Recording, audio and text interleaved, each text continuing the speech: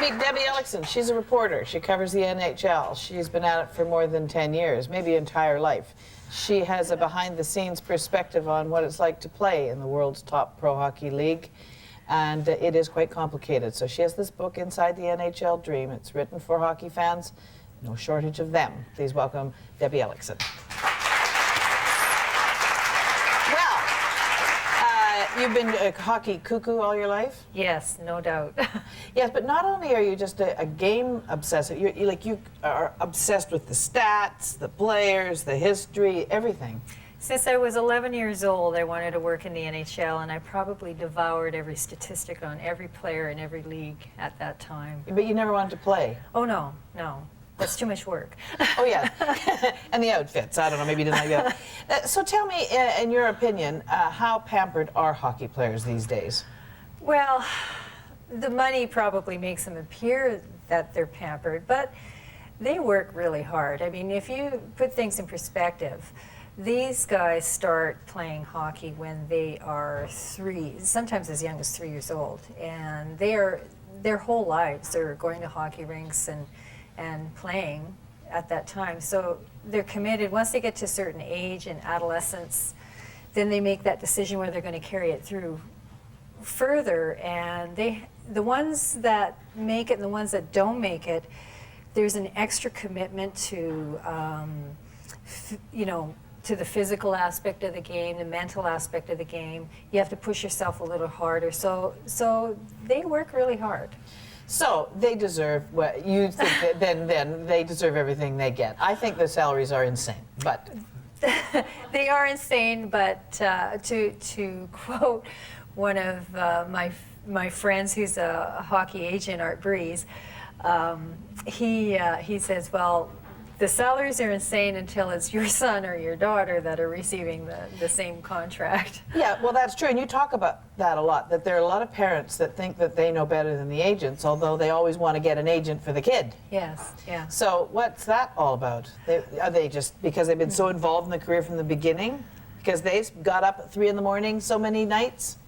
Well, and of course, we know there are some parents who want to live their dreams through their children, and you're right, they get up in the morning, they live the dream as often as the children take them to the rink every week, but you do get an agent once you're getting closer to being drafted, because you're looking at legal contracts and things like that, but you have to wait till at least in junior before you're considering that, because there is a story in the book about a parent calling an agent and saying his kid was fantastic and next Mario Lemieux. Next Mario Lemieux, and then he wouldn't say who he was, he wouldn't say who the kid's name was, and finally the agent got it out of him.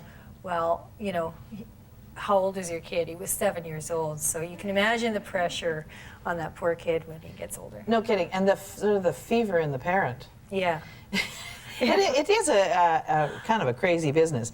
Most people know hockey players from seeing them on television.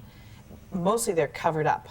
Mm-hmm. And you hardly ever see them without their helmet on. And if you do, they're all bashed up and leaking everywhere and have half a growth of beard and so on. They've been playing hard, so they don't look the same as when they get all spiffied up. But there's something about a hockey player on the street. You can spot them. What is that look? They're very clean once they get out in the world. Well, of course, I live in 2 different worlds, yeah. Hockey and football, and there are certainly 2 different physiques to each sport. And hockey, their strength is from their groin area, so they're usually fairly slim. Well, that's encouraging.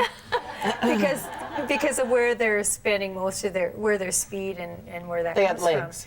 Although there are some, like Jerome McGinley, whose legs are quite huge. I mean, he's probably built more like a football player.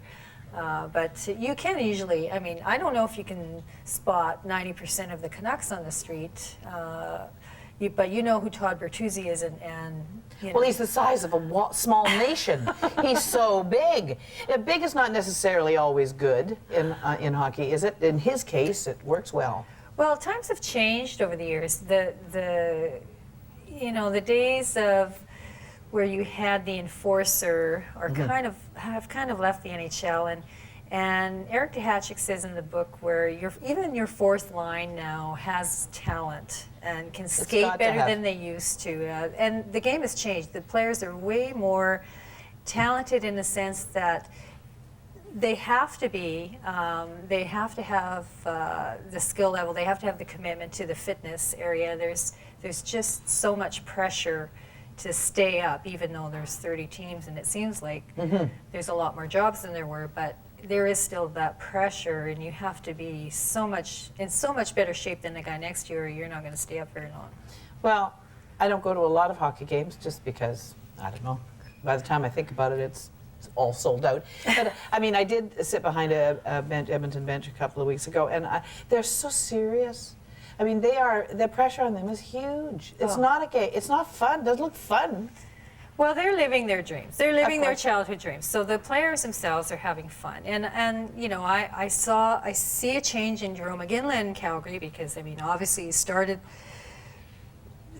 coming into the league and he was so young, and, you know, he was expected to, you know, there were some expectations on him. But then as he grew, and we all know what happened last year, I mean, he won the scoring title and he's been the darling of the NHL.